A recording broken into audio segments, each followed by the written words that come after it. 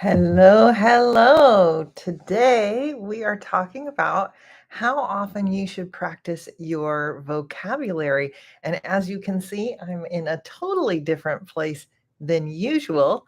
See if you can guess where I am. I'm going to put this in the chat. Can you guess where I am? And if we haven't met, I'm going to introduce myself. Can you guess where I am?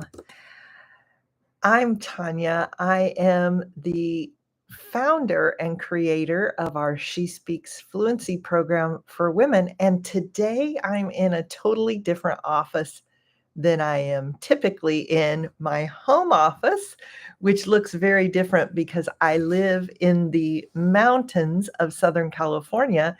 And so I live in an old cabin, which is very quaint. Quaint is a word that's kind of like cozy, but it includes like cozy and historical and cute and all of those things together. Hello, Saima. Great to see you.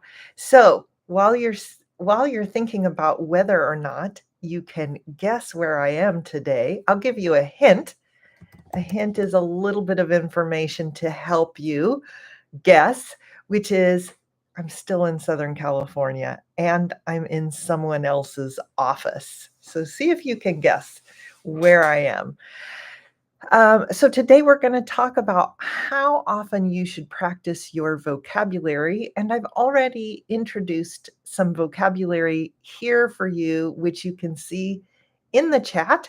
And if you are not here live and seeing it in the chat, if you're watching the recording, I'll put the vocabulary in the comments below. But the ones that I've put so far are when something kicks in. I said, I'm here. I'm waiting for my Wi-Fi to kick in. This means I'm waiting for my Wi-Fi to start working. You can use this even with things that are not mechanical, like a computer or a car or a Wi-Fi, not a Wi-Fi, the Wi-Fi, or you can use it with like your brain. Let me think about that. I'm waiting for my brain to kick in. So if you want to practice that phrase to kick in, go ahead and put one in the comments here. And then the next vocabulary word I mentioned and put in the comments is quaint. We say something is quaint when it's cozy and cute and even sometimes historical. So my home is very quaint.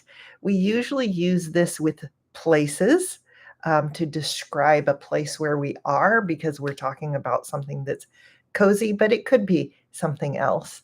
And then I said, I'm going to give you a hint. A hint is a little bit of information you can use to figure something out, or in this case, to guess something.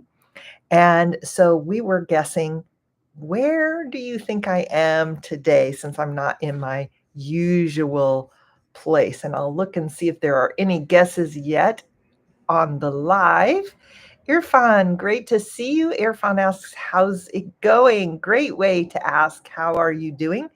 It's going great. I just had a wonderful weekend here in another part of Southern California. I'll give you this next hint in just a second. Thank you for asking. Adalberto, great to see you too. Thank you for your comment.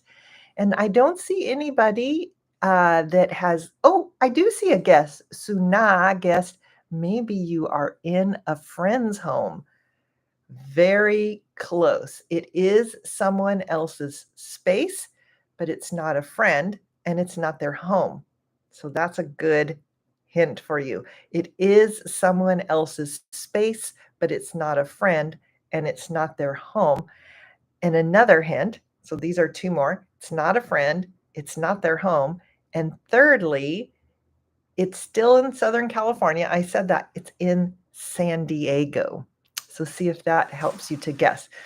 So let's talk a little bit about how often you should practice vocabulary. And I'm just going to start by saying this that you have heard me say before, the very best way to practice your vocabulary is to read things that you understand most of. So, books, articles, blogs that you can understand most of what is being, I should say in this case, most of what you're reading, but also to listen to things where you understand most of it. You can get the idea. You can get the idea of what they are saying or what you are listening to. You get the gist, is another way to say this. You get the gist means you get the idea, you understand the story. Maybe you don't understand everything. And this is another great vocabulary phrase, is to get the gist of something. So we're going to use some of these vocabulary words and phrases today so that I can show you how you can remember them. So hopefully you have gotten your